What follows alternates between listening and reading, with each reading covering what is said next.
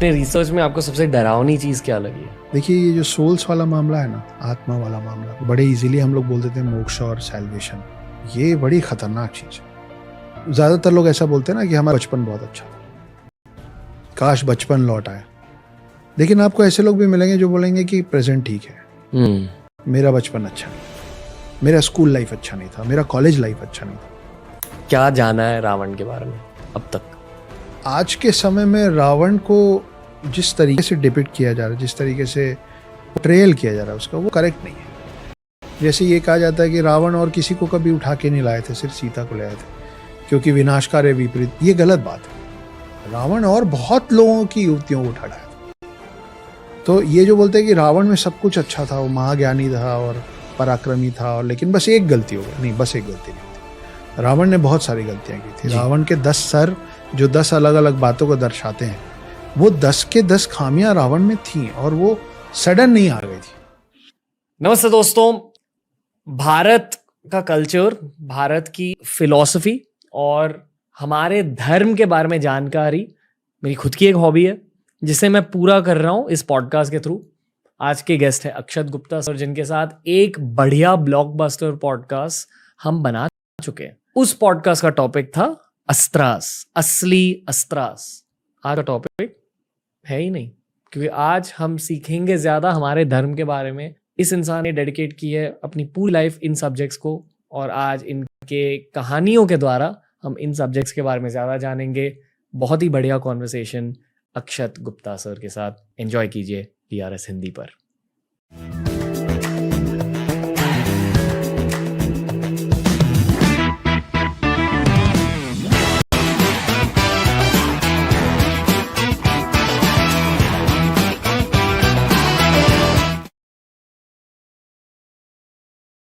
अक्षत Gupta sir, TRS Hindi में आपका स्वागत है। बहुत ज़्यादा एक्साइटेड हैं हम। एक सुपर हिट पॉडकास्ट ऑलरेडी हम बना चुके हैं। अब ये फ्री फ्लोइंग इतिहास वाली कॉन्वर्सेशन करते हैं। जी, कैसे हो सर? बहुत खुश हूँ, थोड़ा सा नर्वस भी हूँ, लेकिन खुशी उसको दबा दे रही है। So I am more happy and less nervous. Okay. जब आप इतिहास की पढ़ाई करते हो, जब आप रिसर्च करते हो, आपके पूरे रिसर्च की हिस्ट्री में सबसे चौंका देने वाली चीज कौन सी थी? सो 4 युग जो हैं, मैं इस बात से ही मतलब सरप्राइज तो इस बात का भी है कि आश्चर्य इस बात का भी है कि बहुत सारे लोग हमारे अभी के जनरेशन में दशावतार और 7 चिरंजीवियों को एक मानते हैं। ओके। लोगों को दशावतार का फर्क और 7 चिरंजीवियों का फर्क, कि ये अलग अलग है, वो नहीं पता। तो बात करने के समय ये मतलब मेरे लिए बहुत बेसिक चीज है, और मुझे लगता था कि ये बेसिक ही है मगर ऐसा है नहीं। तो फिर बात करते करते समझ में आया। फिर जैसे जैसे आप उतरते जाते हैं, मैं माइथोलॉजी शब्द का उपयोग करना कम पसंद करता हूँ। सेम। मेरा मानना ये है कि अगर आप मिथ्या मानते हैं इन सब बातों को तो माइथोलॉजी, अगर आप सत्या मानते हैं तो सत्यालॉजी हो जाएगी। तो कारण और कहानियां थोड़ी बहुत ऊपर नीचे हो सकती हैं, लेकिन हर कहानी के पीछे एक कारण है। तो जब जैसे जैसे आप अंदर जाएंगे, आपको पता चलता है कि कितने डीपली सब चीजें आपस में कनेक्टेड है। परशुराम की बात करें, परशुराम की आपके पॉडकास्ट में पहले बहुत बात हो चुकी है। 4 युगों में से 3 युगों में परशुराम का जिक्र है, उनकी बातें हैं। लेकिन ये बहुत इंटरेस्टिंग पार्ट है कि कैसे जो पिनाका, उनका जो धनुष था जो शिव जी ने दिया था, वो 21 बार उन्होंने क्षत्रिय विहीन किया, क्योंकि उनके पिता को मार दिया गया था तो क्षत्रियों से नाराज हो गए थे। अब क्षत्रियों से नाराज होके वो क्षत्रियों पे भारी क्यों पड़ रहे थे, उसके पीछे भी एक कहानी है। तो हर चीज का ना लॉजिकल एक्सप्लेनेशन है हमारे पास, कि उनके जो पिता थे वो तो ऋषि थे, लेकिन उनकी जो माँ थी वो क्षत्रिय थी। रेणुका नाम था उनका। जमदागिनी उनके पापा का नाम था, रेणुका उनकी मदर का नाम था। तो रेणुका जी जो थी वो क्षत्रिय परिवार से, इसीलिए वो ऋषि भी थे और वो उनमें क्षत्रिय ब्लड लाइन भी था। तो 21 बार क्षत्रिय विहीन करते करते वो भूल गए कि 21 बार हो गया। फिर उनको याद दिलाया गया, हनुमान जी उनको याद दिलाया कि महाराज प्रभु हो गया, रुकिए। अब वो जो यहाँ मोटा मोटा ये Parshuram is one of the Dashavatars. Parshuram एक लौते ऐसे शख्स हैं सब में जो दशावतार के 10 लोगों में भी उनका नाम है और 7 चिरंजीवियों में भी उनका नाम। तो वो जब शांत हुए तो शिव का दिया ये जो धनुष था जिसका नाम पिनाका था, ये उन्होंने दिया राजा जनक को, और राजा जनक थे सीता के पिता। ओके। और उसकी प्रत्यंचा जो पीछे वो डोरी लगती है उसको उतार दिया उन्होंने कहा कि जो इसकी प्रत्यंचा चढ़ा लेगा वो सही होगा। ये बोल के वो चले गए महेंद्र पर्वत में तपस्या करने। सालों साल बीत गए, क्योंकि त्रेता युग जो है, जो सेकंड युग है, ये भी एक कंफ्यूजन है। मुझे बड़ा आश्चर्य हुआ कि लोगों को लगता है कि सतयुग है, फिर द्वापर है, फिर त्रेता है, क्योंकि डी और टी, हाँ त्रे त्रे तीन सुन के जैसे। थर्ड लगता है। तो त्रेता युग की शुरुआत में जो पहले अवतार हैं वो परशुराम, और त्रेता युग के जो आखिरी अवतार हैं वो राम है। तो त्रेता युग जो है वो है कुछ 8,96,000 सालों का, 8,64,000 ईयर्स। तो कहाँ वो पहले अवतार और कहाँ, तो इनमें बहुत बड़ा गैप है। तो इतने साल बाद फिर जब वो फिर राम बड़े हुए, सीता आई धरती पे, और फिर वो प्रत्यंचा चढ़ाते समय वो धनुष टूटा। तो फिर परशुराम नाराजगी से आए राम को मारने, और लक्ष्मण तो हैं ही गुस्सैल, तो ये दोनों आपस में लड़ लिए थे। फिर उनको पैसिफाई किया गया, उनको समझाया गया कि आप भी विष्णु अवतार हैं, आप भी विष्णु अवतार, मिल के चले गए। लेकिन परशुराम की गाथाएं महाभारत काल में भी है। तो अगर भाई बोलते ना कि इमॉर्टल है तो बार बार आएंगे, तो फिर भीष्म पितामह, सूर्यपुत्र कर्ण और द्रोणाचार्य, इन तीनों के युद्ध गुरु जो हैं, और वो एकलव्य स्टाइल नहीं कि भाई द्रोणाचार्य की मूर्ति लगाई सीख गए, नहीं, फिजिकल प्रेजेंस के साथ इन तीनों को तैयार करने वाले फिर परशुराम। तो एक और बाद में एक अध्याय आता है जहाँ परशुराम और भीष्म पितामह का युद्ध होता है, और भीष्म पितामह जीत जाते हैं, हरा देते हैं परशुराम। तो परशुराम खुश होके, वो जो हमारी आम आजकल के बोलचाल की भाषा में बात होती है ना कि गुरु गुड़ रह गया, चेला चीनी हो गया, बिकम बेटर देन मी, तो मुझसे भी बेहतर हो गया, तो और आशीर्वाद देके फिर परशुराम लौटे। तो ये बहुत, अभी भी जो हम बात कर रहे हैं ना, बहुत ही ऊपरी सतह की बात है, पर वो भी अभी लोगों तक पहुंचना और पता होना बचा है। हमारे धर्म में वैसे न्यूमरोलॉजी की बातें होती है जी, ओके। हाँ। 9 का मतलब क्या? चलो लेट्स स्टार्ट देयर। ओके, तो 9 तो मैथमेटिकली भी, अभी देखिए साइंस और माइथोलॉजी जो है, जैसा आमतौर पे लोग मानते हैं माइथोलॉजी वर्ड कि नहीं हुआ था भाई, लेकिन माइथोलॉजिकल सब चीज़ें ना, ज़्यादातर चीज़ें साइंटिफिक है। तो साइंस और माइथोलॉजी जो है बहुत पास पास चल रहा है। जैसे 9 जो है वो सिर्फ हमारे माइथोलॉजी में मैजिकल नंबर ऐसा नहीं है, वो मैथमेटिक्स में भी बड़ा मैजिकल है। जैसे 9 एक बड़ा सिंपल सी बात है, 9 का पहाड़ा, 9 का टेबल सबको आता हो, 9 1 9 से लेकर 9 10 90 तक जितने अमाउंट्स आ रहे हैं ना, उन सब के जो 2 डिजिट होंगे, 9 2 से लेके और 9 10 तक, उन सब का टोटल 9 ही आता है। ऐसा किसी और डिजिट में नहीं होता है। ये तो मैथमेटिकल बात कर रहा हूँ। पहले मैं आपको एंशिएंट स्क्रिप्चर्स के 9 का जादू बताने की कोशिश करता हूँ। 9 दुर्गा, 10 दुर्गा क्यों नहीं, 8 दुर्गा क्यों नहीं है, 9 दुर्गा ही क्यों है? हमारे में 9 रस माने जाते हैं, है ना। हमारी जो पूजा होती है वो 9 ग्रहों की होती है। हमारे जो रत्न माने जाते हैं वो 9 रत्न होते हैं। आप देखिए कि अब इस पे तो किसी का वश नहीं है कि जो औरत जब पेट से होती हैं, जब वो प्रेग्नेंट होती हैं, तो बच्चा 9 महीने ही होता है, 10 महीने क्यों नहीं होता है, या 8 महीने क्यों नहीं होता। और जब वही इंसान बच्चे से बड़ा होके बूढ़ा होके मर जाता है, तो उसकी आत्मा की शांति के लिए भी हम 9 ग्रहों की पूजा करते हैं। तो आप एक तरीके से देखेंगे ना, तो हम पैदा होने से पहले, हमारे जन्म से पहले से लेकर और हमारे मृत्यु के बाद तक, हम हर चीज में 9 के फेर में ही चल रहे हैं। और मैथमेटिकली आप आएंगे तो सन का जो आउटर पेरिफेरा, अगर आप डायमीटर जोड़ने जाएंगे, तो जो टोटल माइल्स है, आप अगर अर्थ के एक पॉइंट से शुरू करते हैं और पूरा घूम के अर्थ के उसी पॉइंट पे आते हैं, तो जितने माइल्स हैं, और मून में भी सेम। तो चंद्रमा, सूर्य और पृथ्वी, इन तीनों में आप एक पॉइंट से शुरू करके डायमीटर को अगर माइल्स में काउंट करेंगे, उन तीनों का जो टोटल माइल्स का फिगर है वो अलग अलग है, लेकिन उन तीनों का अलग अलग टोटल जो है ना, वो 9 है। लाइट का जो स्पीड है पर सेकेंड, उसका टोटल 9 है। तो 9 आपके हर जगह में ना वो अपनी जगह बनाया हुआ है। 90 डिग्रीज का आप आधा कर लीजिए तो 45 डिग्रीज का भी टोटल 9 होता है, 90 डिग्रीज का भी टोटल 9 होता है, उसका डबल आप कर लीजिए 180 डिग्रीज, 360 डिग्रीज, उससे और बढ़ा लीजिए, उससे और घटा लीजिए। Triangle, pentagon, circle, cylinder, anything, square, सबका टोटल 9 है। तो ये ज्योमेट्री हमारे वश में नहीं है ना, वो तो जो था we have just decoded it. Also मेरा बहुत जोर से मानना ये भी है कि हम लोग ज्यादा कुछ इन्वेंट नहीं कर रहे हैं, हम डिस्कवर कर रहे हैं, हम सब चीजें रीडिस्कवर कर रहे हैं, क्योंकि बहुत सारे ऐसे एंशिएंट पेजेस हैं जो हम लोग नहीं बचा पाए। फेयर। अपने रिसर्च में आपको सबसे डरावनी चीज क्या लगी है? देखिए, ये जो सोल्स वाला मामला है ना, आत्मा वाला मामला, बड़े इजीली हम लोग बोल देते हैं मोक्ष और सैल्वेशन। ये बड़ी खतरनाक चीज है।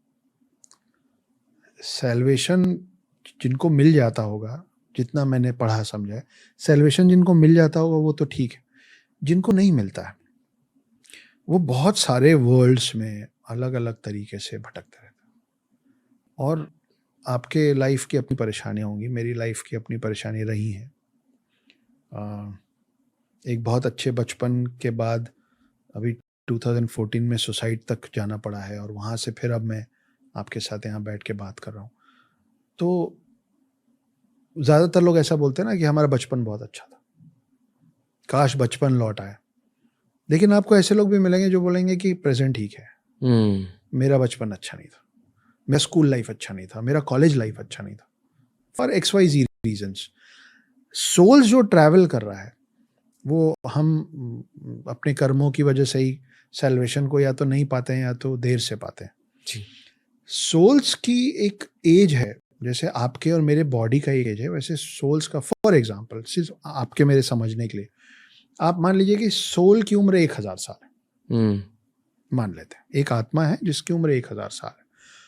अब वो या तो 20 बार 50-50 साल के बॉडीज बदले, या 10 बार 100 साल के बॉडीज बदले, मगर ऐसा होता नहीं। कई बार एक बच्चे में आत्मा जाती है और वो पेट में ही मर जाता है, या भ्रूण हत्या कर दी जाए, जैसे भी कोई खेलते हुए मर जाता है, कोई किसी कारण से, कोई बुजुर्ग होकर मरता है, कोई जवानी में मर जाता है। तो हम में से कोई ये नहीं बता सकता कि उस 1000 साल का जो सोल का स्पैन है वो कितने लाइफ टाइम्स में कवर होगा, और वो उतने सारे लाइफ टाइम्स में उसको क्या क्या देखना पड़ेगा। फॉर एग्जाम्पल, आप देखे होंगे कि एक उम्र दराज आदमी होता है 60-70 साल का, लेकिन उसकी हरकतें बहुत ही बचपने वाली होती, गलत सेंस में नहीं। वो या तो अपनी उम्र के हिसाब से वो जो जोक कर रहा है वो बड़ा बचकाना सा जोक है, या उसका बॉडी लैंग्वेज ऐसा है कि यार थोड़ा मतलब डिसेंट रहिए। आप बहुत सारे लोगों को देखेंगे जो हर बात में गाली देते हैं, वो बड़े हो गए हैं पर, और एट द सेम टाइम आप स्कूल कॉलेज में ऐसे लोगों को भी देखेंगे जो बड़े स्थिर हैं, very calm people. It is not because उनकी परवरिश कैसे हुई, क्योंकि ऐसा भी हो सकता है कि उन्हीं के फादर से आप मिलेंगे तो आपको लगेगा कि यार ये ज्यादा समझदार है पिताजी से। तो वो जो फादर का जो सोल है ना, वो उनका बेटा बनना है इस बार। लेकिन अगर आप फादर के सोल और बेटे के सोल को कंपेयर करेंगे तो सोल की उम्र होगी 600 ईयर्स और फादर की एज का सोल की एज होगी कहीं 300 ईयर्स। तो कुल मिला के son is elder than the father at the age of soul. अब ये क्यों मिले हैं, ये अगली बार फिर मिलेंगे, क्योंकि उसी को शायद कार्मिक कनेक्शन बोलते हैं कि इस जिंदगी में मिले हैं, फिर अगले जीवन में ये कुछ और होगा, कोई कुछ और होगा। लेकिन वो किसी ना किसी तरीके से their roads, their paths will cross. Okay, मुझे सबसे डरावनी चीज और राक्षस और दानव, ऐसे सब चीजें मुझे बहुत डरावनी लगती है। इस टॉपिक में आपका इंटरेस्ट है जी। क्या होते थे राक्षस, क्या होते थे दानव, असुरा, ये सब एक ही चीज है? नहीं, बहुत थोड़ा थोड़ा फर्क है। ओके। इसकी शुरुआत हम करते हैं। देखिए, है सब राक्षस मतलब ऐसा नहीं कि बिल्कुल अलग प्रजाति, वो भी होते थे, मैं मानता हूँ अभी भी होते हैं, लेकिन अब हम सब एक जैसे दिखने लगे हैं जी। जैसे चारों युगों की अगर बात करें तो सतयुग में सब कुछ सत्य सत्य था। आप ये समझिए कि एक अर्थ है और अर्थ के बाहर दो वर्ल्ड्स हैं, एक गॉड वर्ल्ड है, एक डीमन वर्ल्ड है। ये दोनों चाहते हैं कि हम अर्थ को विन ओवर कर लें, ये हमारा हो जाए। ऑलरेडी इसका जो आधिपत्य है, इसका जो पोजीशन है वो गॉड्स के पास है इन सतयुग। तो उस समय गॉड्स इतने पावरफुल थे और ह्यूमंस इतने क्लीन थे इन देयर डीड्स कि असुर जो थे, दानव जो थे, वो अर्थ के अंदर भी नहीं आ पा रहे थे। सतयुग खत्म हुआ, हम लोग थोड़े से इम्प्योर हुए। त्रेता युग शुरू हुआ, तब तक दानवों की इतनी ताकत बढ़ गई थी, या ये कही ऐसा माना जाता है कि गॉड्स को एम्पावर हम करते हैं, हम उनको शक्तियां दे रहे हैं। तो जैसे जैसे हमारी मान्यता और बिलीव घटता जाएगा वो कमजोर होते जाएंगे। तो जब हम थोड़े से इम्प्योर हुए तो इधर से डीमंस का पावर इतना बड़ा that they however manage to enter the earth. और साइंटिफिक लैंग्वेज में बोले तो ओजोन लेयर क्रॉस कर पाया वो। मीटियोर्स वगैरह हमारे पास आते आते खत्म हो जाते हैं ना, वो आ पाए। तो फिर रामायण वाला वक्त आया जब एक नियर बाई लैंड तक वो पहुंचे और वो देवभूमि भारत में आए और वो यहाँ कुछ गलत किए, और यहाँ का जो प्योर सोल था, with the help of other pure souls, I am intentionally not saying humans, क्योंकि उसमें वानर सेना भी थी, उसमें जटायु भी थे, उसमें जामवंत भी थे जी। तो ये सब लोग मिलके एक वॉर हुआ जिसको हम रामायण के नाम से जानते हैं। वो युग खत्म हुआ और फिर चालू हुआ द्वापर युग। द्वापर युग में महाभारत, तब तक हमारा विश्वास इतना हट गया था कि people directly started cursing gods. जैसे महाभारत के अंत में ये धृतराष्ट्र की जो पत्नी थी गांधारी, उन्होंने कृष्ण जी को सीधे सीधे श्राप दे दिया था। तो हम अपने आप को इतना सुपीरियर मानने लग गए थे कि हम ये भी करने लग गए। तो तब तक हम इतने इम्प्योर हो गए कि हमारे ब्लड लाइन के अंदर तक ये डीमंस घुस गए। तो जो फार ऑफ लैंड्स में थे वो दे एंटर्ड आवर बॉडीज। तो महाभारत युद्ध क्या था? एक ही परिवार का युद्ध था। तो जब एक परिवार में युद्ध हो रहा था तो उसमें दोनों कैसे थे? और अब हम रहते हैं कलयुग में जिसमें हमारे डीएनए में, हर इंसान के ब्लड लाइन में दोनों चीजें चल रही हैं। कई बार हमको पता होता है कि एथिकली ये काम गलत है, पर वो प्रॉफिटेबल होता है तो हम कर लेते हैं कि क्या आ जाता है, चलता है। तो इसीलिए युगों में जो डिटोरिएशन हो रहा है in our lifes is this. अभी सर एक तीखा सवाल पूछूंगा जो बहुत लोग पूछते हैं इंटरनेट पे जी। क्या देव एलियन थे और उनके साथ साथ क्या असुर भी एलियन थे? अगर हम कह रहे कि अलग लोक से आए, लोक का शायद इंग्लिश ट्रांसलेशन प्लेन होता है और ये माना जाता है कि हम भूलोक में रहते हैं जी। तो जब हम भूलोक की बातें कर रहे हैं तो क्या भूलोक सिर्फ हमारी धरती है, हमारा सोलर सिस्टम है, या हमारा पूरा नोन यूनिवर्स है? जैसे एस्ट्रोफिजिसिस्ट सभी नोन यूनिवर्स के बारे में बातें करते हैं जी। तो ये भी बताता है कि नोन यूनिवर्स के कुछ लिमिट्स है और उस लिमिट्स के बाहर क्या है हमें पता नहीं पता। और ये फिजिक्स से प्रूवन है जी। तो भूलोक मतलब ये नॉन यूनिवर्स या भूलोक मतलब सिर्फ धरती? देखिए, एक इस बात से एक बात याद आई है। जी। मैं पहले आपको वो टच करते हुए Sure. हम आपकी श्योर वेस्टर्न कंट्रीज में जिस पहले आदमी ने बोला था ना कि अर्थ इज राउंड, उसको फांसी पे टांग दिया था। ये फैक्ट है, नाम मुझे ध्यान नहीं है पर मिल जाएगा कि ये अगेंस्ट द क्राइस्ट बात कर रहा है। जब ये वहाँ किया जा रहा था ना, उस समय भी हम यहाँ पे ज्योग्राफी को भूगोल ही कहते थे। भू मतलब लैंड और गोल मतलब गोल। तो हमको उस समय भी पता था, एंशिएंट साइंस बोल लीजिए, जो भी बोल लीजिए। इसीलिए मैं बार बार बोल रहा हूँ कि जो लोग भी इसको माइथोलॉजी मानते हैं, उसका और साइंस का बहुत करीबी ताल्लुक है। हम उस पर आएंगे जी। पर कमिंग टू आपके सवाल को कि क्या ये अलग अलग प्लैनेट्स में रहते हैं, जी ये बहुत इंटरेस्टिंग क्वेश्चन है। और आप इसको ऐसे सोचिए कि अब हम लोग धीरे धीरे एडवांस होते जा रहे हैं। हम मून पहुंच गए, हम मार्स पहुंच गए और अब हम और आगे जाने की तैयारी में।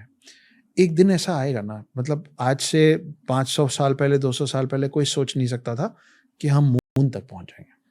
हम पहुंच गए, मून तक पहुंच गए, मार्स तो दूर है, नहीं पहुंच, हम पहुंच गए। आज हमको लगता है कि जहां हम नहीं पहुंच पाएंगे, जस्ट इमेजिन कि एक दिन एक स्पेसशिप अर्थ से निकलता है और वो किसी ऐसे प्लैनेट में लैंड करता है जहां हैबिटेट है। किसी अलग तरीके के जीव हैं, लेकिन हैं, और they have brains, they can understand, they might not be knowing our language, हमारा लैंग्वेज नहीं। हम किसी तरीके से अगर उनको ये समझाएंगे कि हम कहाँ से आए, तो हम 2-3 चीज़ें बोलेंगे। हम बोलेंगे कि हम पृथ्वी से आए, अर्थ से आए, ठीक है, और वो ध्यान से देखेंगे कि हम दिखते कैसे, हम चलते कैसे, और फिर जब हम वापस, अब हम आए हैं और अगर वो हमारा नुकसान नहीं कर रहे हैं तो हम उनको कुछ तो देंगे, चाहे हम अपने स्पेसशिप से निकाल के उनको कुछ चिप्स का पैकेट ही दे दें, पर कुछ तो देंगे, है ना। वो उनके लिए पहली बार देखी हुई कोई नई चीज़ होगी, और उसके बाद हम वापस उसी स्पेसशिप में बैठेंगे, क्योंकि हम ग्रेविटेशनल फोर्स तो सीख चुके हैं, और हम निकल के वापस अर्थ आ जाएंगे। रोज रोज तो उस प्लैनेट नहीं जा सकते, और उस प्लैनेट का टाइम अलग चल रहा होगा, हमारा अलग चल रहा है, ब्रह्मा का अलग चल रहा है ना। डिवाइन युगाज अलग हैं, ह्यूमन युगाज अलग है।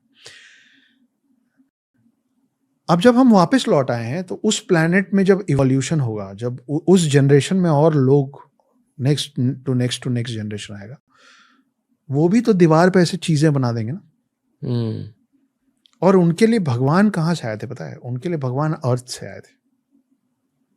तो भगवान ऊपर से आए थे, भगवान पृथ्वी नाम, तो हमारे लिए स्वर्ग वर्ड जो है वो शायद उनके लिए वर्ड पृथ्वी बन जाएगा। स्वर्ग वर्ड भी सब्जेक्टिव होता है, सब्जेक्टिव होता है। अभी हो सकता है कि एक गॉड जो वेस्टर्न साइड में उतरे होंगे, उन लोगों को समझ में आया हेवन, क्योंकि हम उनकी लैंग्वेज नहीं बोलते थे, और वही हमको समझ में आया स्वर्ग, और वही किसी और को समझ में आया जन्नत, लेकिन ये है एक ही प्लैनेट। तो वहीं से फिर वो बात निकलती कि ऑल गॉड्स आर वन, भगवान एक ही है। तो हाँ, ये बहुत ज्यादा इसकी पॉसिबिलिटी हो सकती है आने वाले समय में कि okay sir, specifically ancient history की बातें करते हैं। जैसे एंशिएंट हिस्ट्री में एक कॉन्सेप्ट है मेगाफोना का, यानी कि आज के ज़माने में जितने भी एनिमल्स को हम जानते हैं उनके सारे के सारे एंसेस्टर्स अब एक्सटिंक्ट हो चुके हैं। 99% of all animals have gone extinct, पर उन 99% बहुत मेगाफोना एनिमल्स थे। मेगाफोना यानी कि बड़े बड़े एनिमल्स, जो आज के ज़माने में शायद सिर्फ ब्लू व्हेल है। Blue whale is the one existing megafauna, पर पहले बहुत मेगाफोना होते थे, बड़े बड़े बर्ड्स होते थे, बड़े जानवर होते थे। तो उसी पर्सपेक्टिव से वानर सेना और जटायु के बारे में पूछना चाहूँगा। आप क्या मानते हो, वानर सेना क्या थी? क्या वो कुछ एंशिएंट मैन का एक वर्जन था, हाफ मैन हाफ मंकी? क्या मानते हो आप वानर सेना और जटायु जैसे जीवों के बारे में? देखिए, ये बात एकदम सच है। ये मिथ नहीं है, ये हिस्टोरिकल साइंस है। इसके एविडेंसेस हैं कि बहुत बड़े बड़े एनिमल्स होते थे जी। मैमथ सच में थे, जो हाथी से 3, तो अगर ये बोला गया है कि इंद्र एक हाथी पे चलते थे जिसका नाम ऐरावत था, जिसके 3 सर थे, वो वाइट एलिफेंट था और वो बहुत पावरफुल था, तो मैमथ उसके बहुत बाद के जो हमको प्रूफ्स मिलते हैं, क्योंकि जब आप ऐरावत की बात कर रहे हैं तो आप मैमथ से भी पहले की बात कर रहे हैं। तो हर चीज अब समय के साथ डिटोरिएट हो रहा है। हम लोगों की एज डिटोरिएट हो रही है, हमारी हाइट डिटोरिएट हो रही है, वो भी तो डिटोरिएट होते होते वहां पहुंचे होंगे जहां वो अब हैं। तो ये आज जो हम हाथी देखते हैं, वो हाथी शुरू से ऐसा नहीं रहा होगा, वो हाथी बड़ा रहा होगा। आज जो हम शेर देखते हैं, उसके पहले सेबर टूथ होते थे जी, और ये historically with the evidence proven है। तो अगर शेर की जगह सेबर टूथ हो सकते हैं और हाथी की जगह मैमथ और ऐरावत हो सकते हैं, तो फिर बाकी सब क्यों नहीं हो सकते हैं? इसका जवाब कोई नहीं दे पाएगा। मतलब I am talking in favour of कि हाँ थे जी, कि वानर सेना, बंदर तो आज भी नकल करते हैं। आप जो करेंगे, हमारे बचपन में कहानी है कि वो नकल करते थे, तो वो कहीं ना कहीं they are the closest to human form. तो ऐसा देखिए, हर कोई इवॉल्व हो जरूरी नहीं है। 2, 4, 6 बच्चों को आप एक साथ बड़ा कीजिए, वो सब अलग अलग लोग बनेंगे।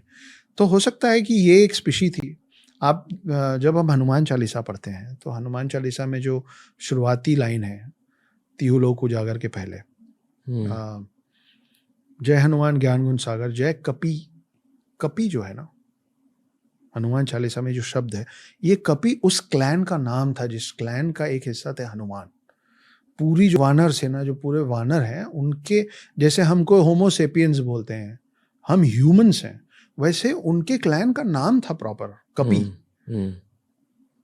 तो वो कपि के अंदर ये सब आते थे, बाली, सुग्रीव, अंगद, हनुमान।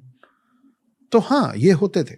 कहीं कहीं पे आपका बिलीफ सिस्टम बढ़ाने के लिए जरूरी हो जाता है कि उसको थोड़ा सा लार्जर देन लाइफ बनाना पड़ता है। रामायण के बाद क्या हुआ हनुमान जी के साथ? हनुमान जी उन 7 चिरंजीवियों में से एक हैं जिनको वो राम के साथ जाना चाहते थे। पर वो पहले से चिरंजीवी थे, यानी कि पैदाइशी चिरंजीवी थे, या उन्हें कुछ वरदान मिला? उनको बहुत सारे वरदान मिले। ओके। जैसे आप हनुमान चालीसा में ही आगे जाते हैं तो हनुमान जी जब बाल रूप में थे तो उनको लगा कि सूरज जो है वो फल है, वो उड़ गए उसको खाने। और शक्तिशाली तो बहुत थे, वायुपुत्र थे, शिव अवतार थे, तो शक्ति तो अथाह थी। जब वो उड़े खाने के लिए, ये इंटरेस्टिंग बात है कि आप हमारे हनुमान चालीसा में जो डिस्टेंस लिखा अर्थ और सन का, it is very very close to the real distance between earth and sun. और हम हनुमान चालीसा कब से पढ़ रहे हैं? तो हनुमान उड़े उसको खाने के लिए, और उनको रोकने के लिए इंद्र ने अपना सबसे स्ट्रांग वेपन, अपना सबसे स्ट्रांग अस्त्र चलाया, उसको वज्र कहते हैं। वो एक दूसरे ऋषि थे दधीची करके, उनके बोन से बना हुआ है, एक दूसरे राक्षस को मारने के लिए, वो टूट ही नहीं सकता। आप ये समझ लीजिए कि कैप्टन अमेरिका का टाइटेनियम वाला शील्ड है वो, कि it can not be broken. उससे हनुमान पे हमला कर दिया ये, और हनुमान के चेहरे पे चोट लगी और वो मूर्छित होकर नीचे गिर गए। हनुमान है वायुपुत्र, तो वायु नाराज हो गए तो उन्होंने पूरी दुनिया की हवा रोक दी, सब मरने लग गए। उस समय जो वायुदेव थे उनको शांत करने के लिए सब भगवानों ने इनको अलग अलग वरदान दिए, जो जो दे सकता था सब ने अलग अलग वरदान दिए। उन सब वरदानों का मिलके, और ब्रह्मा जी आए और ब्रह्मा जी ने बोला कि तुम अमर रहोगे। तो अगर वायु को इतनी तकलीफ हो रही है तुम्हारे जाने से, कभी नहीं जाओगे। लेकिन साथ में वो छोटे थे तो उनको समझ नहीं थी सही और गलत की, इसलिए साथ में ये भी दिया गया कि तुम अभी भूल जाओगे सब कुछ, तुमको याद तब आएगा जब राम आएंगे। राम से मिलके तुमको याद, तुम्हारी शक्तियां सारी याद आएंगी, उसके पहले तुम अपनी शक्तियां यूज नहीं कर पाओ। फिर राम आए, उनको पूरी याद दिलाया गया। उनका पर्पस, राम के साथ जो उनका पर्पस था वो था रावण को हराना। लेकिन और वहां राम का पर्पस खत्म होता है, जो पीस लाना था या जो बैलेंस लाना था वर्ल्ड में, अर्थ में, वो विष्णु के अवतार राम का काम वही था, वो करके राम राज जमा कर। लेकिन हनुमान जी का जो पर्पस है वो एक नहीं है, हनुमान जी के बहुत सारे पर्पस हैं। हनुमान जी एक बार शिव जी से भी लड़े। हनुमान जी गरुड़ जो है विष्णु जी का वाहन, उसको रेस में हरा के उसका भी घमंड तोड़े हैं। हनुमान जी शिव जी से लड़ते समय उनका त्रिशूल निगल गए थे गुस्से से, और ये सब राम जी के आने के पहले हो गया था। हनुमान जी एक बार सुदर्शन चक्र खा गए थे गुस्से से। तो हनुमान जी का जिक्र महाभारत में भी आता है। तो ये एक बड़ा इंटरेस्टिंग सा, एक और कम लोगों को पता है कि कृष्ण और अर्जुन गए थे हनुमान जी के पास। हनुमान जी, हमको वो वाली कहानी मालूम है महाभारत की, जब भीम से जंगल में मिले। हाँ, तो उनकी कई सिद्धियों में से हनुमान जी की सिद्धि थी कि वो जब चाहे अपना वजन इतना बढ़ा लें और जब चाहे जितना घटा लें, तो वो पूंछ नहीं उठा पाए, ये तो मालूम है। अब वो कहाँ रहते थे वहां भीम को पता चल गया था, तो भीम ने बोला कि हमारा पांडव की जो सेना है वो थोड़ी कमजोर है, हनुमान जी की मदद मांगते हैं। तो ये लोग गए हनुमान जी के पास कि आप हमारे साइड से लड़िए।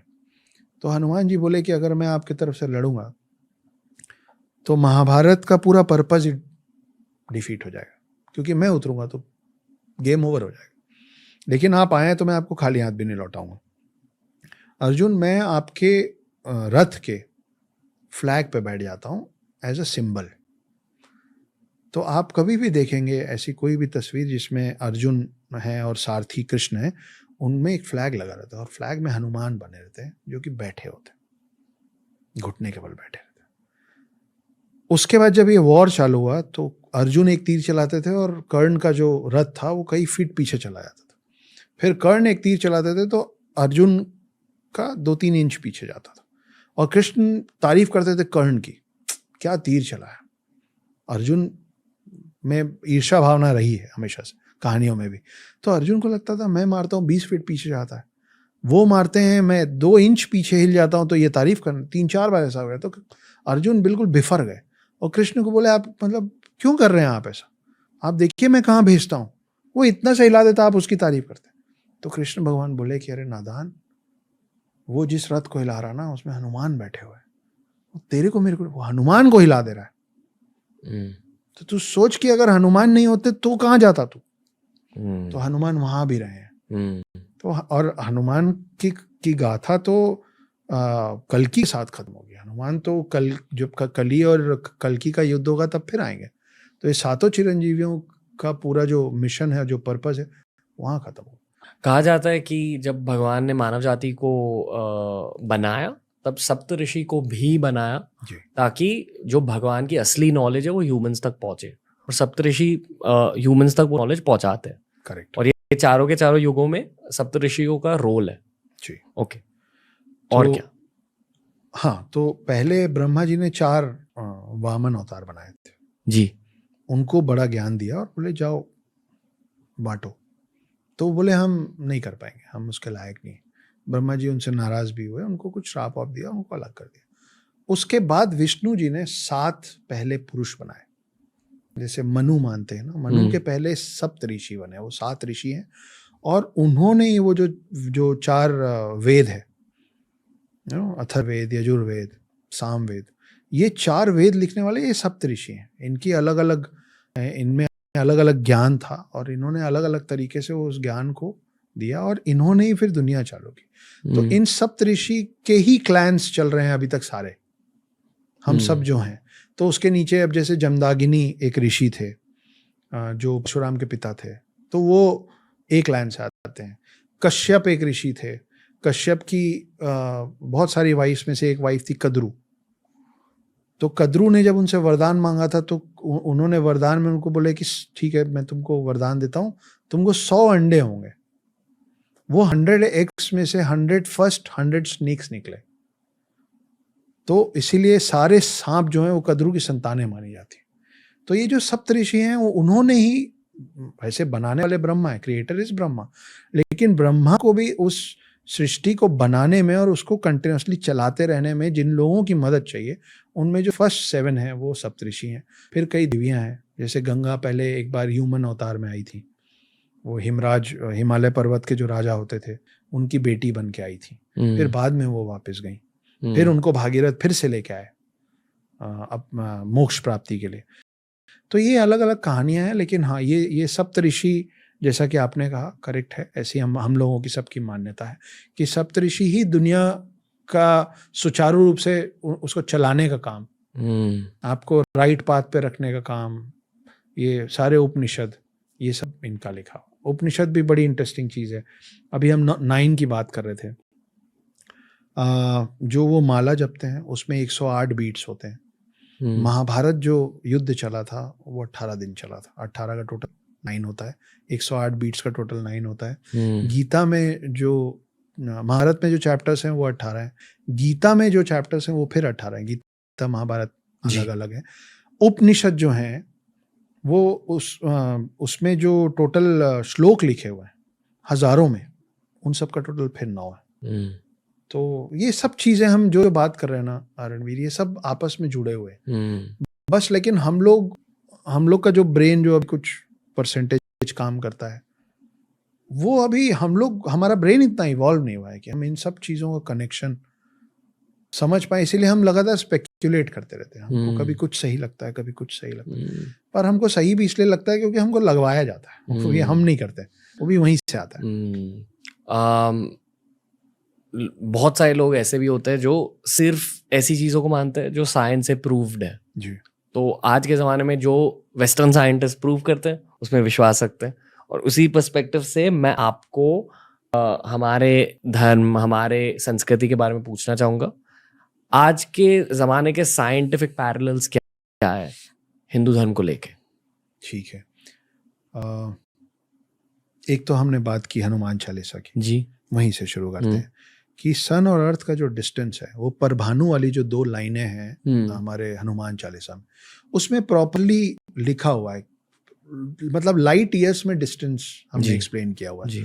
बहुत कई 100 कई हजार साल बाद फिर एक दिन नासा ने बताया कि अर्थ और सन का these many light years, this is the distance. तब दुनिया को मालूम चला। We have been very bad marketers. हमने ज्ञान बहुत फैलाया, लेकिन हम क्रेडिट लेने में बहुत पीछे रह गए चीज़ों को। जैसे एक व्यक्ति थे सुश्रुत को मतलब अपने ही कास्ट से निकाल दिया गया था, क्योंकि वो गंगा में और दूसरे नदियों में जो डेड बॉडीज बहती थी, पहले युद्ध में जो मर जाते थे उनको बहा दिया जाता था, सबकी अंत्येष्टि नहीं की जाती थी। तो उनकी बॉडीज को निकाल के ये उनकी बॉडीज की एक बॉडी में मान लीजिए कान कट गया है और दोनों हैं तो डेड बॉडीज, दूसरे में कुछ और कट गया, तो इसका कान निकाल के उसको लगा देते थे। वो गंगा के दूसरे किनारे बैठ के ये सब करते थे, तो उनको बहुत ही अशुद्ध माना जाता था। उन्होंने ये सब करते करते जो भी सीखा वो डॉक्यूमेंट करना शुरू किया। उन्होंने डॉक्यूमेंट की 27 वॉल्यूम्स, उसको कहते हैं सुश्रुत संहिता। और ये मतलब ये सच में अभी भी एग्जिस्ट करती हैं, ऐसा नहीं कि हवाई बातें हो रही। वो सुश्रुत संहिता यहाँ से पर्शियन लैंग्वेज में कन्वर्ट हुआ और अरेबिक कंट्रीज गया, वहाँ से इंग्लिश में कन्वर्ट हुआ और यूएस यूके वेस्टर्न कंट्रीज पहुंचा, और वहाँ से it came back becoming plastic surgery to us. ये फादर ऑफ सर्जरी माने जाते हैं, फादर ऑफ सर्जरी सुश्रुत। तो we are the first plastic surgeons of the world. अब देखिए अभी दिवाली पास है, आप 10 लोगों से पूछेंगे तो उसमें 9 लोग नहीं बता पाएंगे कि धनतेरस हम लोग क्यों मनाते हैं। धनतेरस धनवंतरी के नाम पे मनाया जाता है। धनवंतरी को बोला जाता है first doctor of the world. तो सागर मंथन वाली कहानी में आप जाएंगे तो अमृत कलश लेके जो व्यक्ति निकला था वो धनवंतरी थे। He was a demigod, half man half God. उन्होंने पूरी दुनिया और हम लोगों को मेडिसिन सिखाया।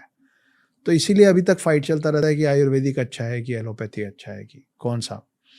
अब आप ग्रेविटेशनल फोर्स पे आ जाइए। उसके पहले प्लैनेट्स पे चलते हैं। 1600 ईयर में 1608 और समथिंग में पहला टेलीस्कोप बना, और नासा ने बताया, वेस्टर्न कंट्रीज ने बताया हमको कि सूरज है और 9 प्लैनेट्स हैं जो उसका रिवॉल्व कर रहे हैं। क्या आपको लगता है कि जिस दिन इन्होंने सूरज और 9 प्लैनेट्स बता के उसको सोलार सिस्टम बोला, उसके बाद हम लोगों ने सौरमंडल शब्द का इजाद किया? हम पहले से जानते थे। कैसे जानते थे? इसका प्रूफ ये है कि 16वीं शताब्दी के पहले से हम 9 ग्रहों की पूजा कर रहे हैं ना। 9 ग्रहों की पूजा 15वीं शताब्दी से या 14वीं शताब्दी से शुरू नहीं हुई। 668 सीई में एक व्यक्ति का देहांत हुआ, उनका नाम था ब्रह्मगुप्त। उन्होंने बहुत सारी किताबें लिखी थी उस समय।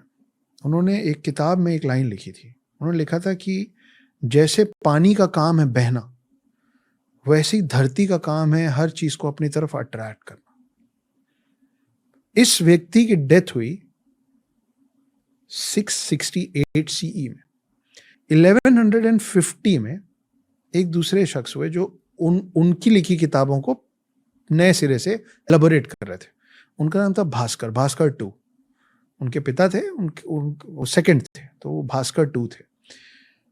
उन्होंने जो किताबें लिखी हैं वो उस पे उन्होंने शब्द दिया गुरुत्वाकर्षण। और ये मैं बात कर रहा हूँ 1150 एडी, 1150 सीई। हाँ एडी, एक ही बात, मोर और लेस एक ही बात। आजकल एक नया कंफ्यूजन चल रहा है। और ये जो gravitational force the theory of Newton बोला जाता है, ये हुआ है अराउंड 1600 में। तो वो जो मतलब हमने विमाना पुराण लिखा है, उस पे अब नासा सच में उसका प्रोटोटाइप तैयार कर रहा है, जिसमें फ्यूल में मर्क्यूरी यूज होता है। मर्क्यूरी का ये होता है कि जैसे उसको गर्म करते हैं तो वो लाइट होता जाता है। तो आप किसी चीज को लाइट करेंगे, बलून कैसे उड़ता है? हीलियम गर्म होता है तो लाइट होता है तो ऊपर चला जाता है। हमको आप सोचिए ना कि कैसे कोई विमान पुराण लिखेगा, कोई ऐसा शख्स विमान पुराण लिख सकता है लॉजिकली, जिसको गुरुत्वाकर्षण ग्रेविटेशनल फोर्स की समझना इम्पॉसिबल। तो हम विमान पुराण लिख चुके थे, हम ग्रेविटेशनल फोर्स 668 में बोलने वाला वो आदमी मर गया।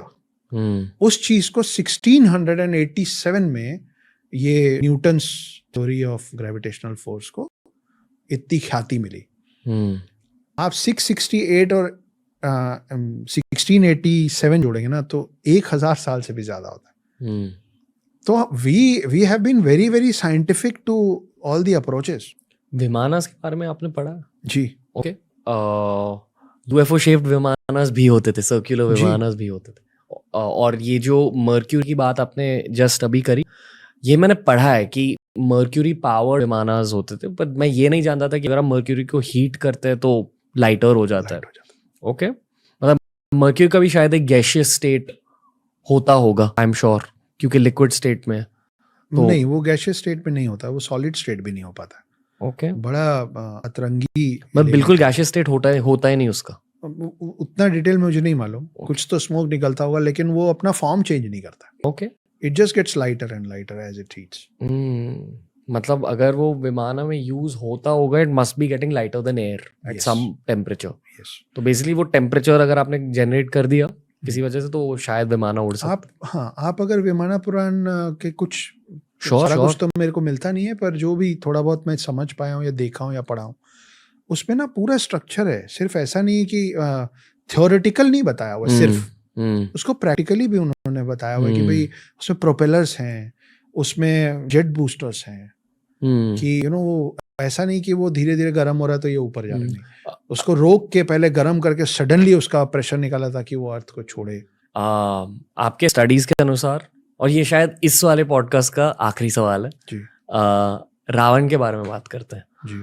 आई एम श्योर आपके लिए एक रिसर्च टॉपिक है रावण। सभी के लिए है। ओके, क्या जाना है रावण के बारे में अब तक? आज के समय में रावण को जिस तरीके से डिपिक्ट किया जा रहा है, जिस तरीके से पोर्ट्रेयल किया जा रहा है उसका, वो करेक्ट नहीं है। जैसे ये कहा जाता है कि रावण और किसी को कभी उठा के नहीं लाए थे, सिर्फ सीता को लाए थे क्योंकि विनाशकारी विपरीत। ये गलत बात है। रावण और बहुत लोगों की युवतियों को उठा के लाया था। तो ये जो बोलते हैं कि रावण में सब कुछ अच्छा था, वो महाज्ञानी था और पराक्रमी था, और लेकिन बस एक गलती हो गई, नहीं, बस एक गलती नहीं हुई थी। रावण ने बहुत सारी गलतियां की थी। रावण के 10 सर जो 10 अलग अलग बातों को दर्शाते हैं, वो 10 के 10 खामियां रावण में थी, और वो सडन नहीं आ गई थी। वो बोलते हैं ना कि आपके पाप का घड़ा भरता है, तो इंग्लिश में बोलते हैं last nail in the coffin. तो ये सीता का हरण करने वाली चीज उनके लिए आखिरी हो गई थी। राम ने अवतार, मतलब विष्णु ने राम अवतार लेके वो आए इसलिए थे क्योंकि रावण का अति हो रहा था। तो लेकिन हम लोगों का परसेप्शन रावण के प्रति बहुत चेंज हो गया है, और वो नेगेटिव को पॉजिटिव दिखाने का जो एक फाइट है। क्यों? कलयुग शायद इसी को कहते होंगे, जो हमारी बुद्धि घटती जा रही है। हम लैंग्वेजेस जो हमारे ही बनाए हुए पूर्वजों के लैंग्वेज, हम वो पढ़ तक नहीं पा रहे।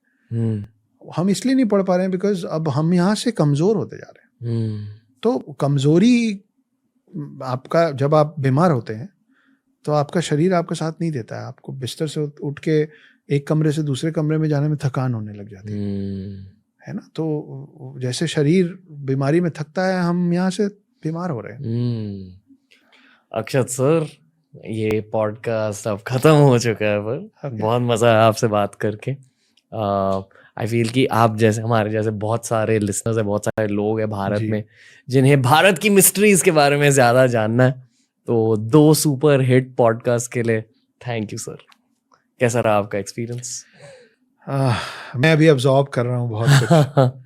आपके यहाँ का वाइब बहुत अच्छा है। मैं अभी तक इस बैकग्राउंड को ज्यादातर पॉडकास्ट में ही देखा था। पहली बार यहाँ बैठ के आई एम फीलिंग ऑनर्ड। बहुत अच्छा लग रहा है। The honour is ours. Thank you sir. आप एक लाइफ लॉन्ग रिसर्चर हो और आपने अपने लाइफ लॉन्ग रिसर्च को यहाँ शेयर किया है। We appreciate. Thank you sir. तो ये था आज का एपिसोड। अगर अच्छा लगा, लाइक बटन को दबाइए, कमेंट कीजिए, सब्सक्राइब कीजिए रणवीर अलाहाबादिया को, and definitely TRS Hindi follow करते रहिए। जितना ज़्यादा मैं सीख रहा हूँ उतना ही ज़्यादा मैं आपके साथ शेयर कर पा रहा हूँ, और इसलिए आपके भाई के लिए एक चीज़ करोगे, हमें गेस्ट रिकमेंडेशंस दे दीजिए। इंस्टा पर भी फॉलो कीजिए, वहां भी कमेंट सेक्शन में बताइए, यहां भी यूट्यूब पर कमेंट सेक्शन में बताइए कि आपको कौन चाहिए टीआरएस हिंदी पर। बताइए। और तब तक अगले एपिसोड तक हमारे क्लिप्स चैनल को भी सब्सक्राइब कीजिए, टीआरएस हिंदी क्लिप्स। नमस्ते, थैंक यू।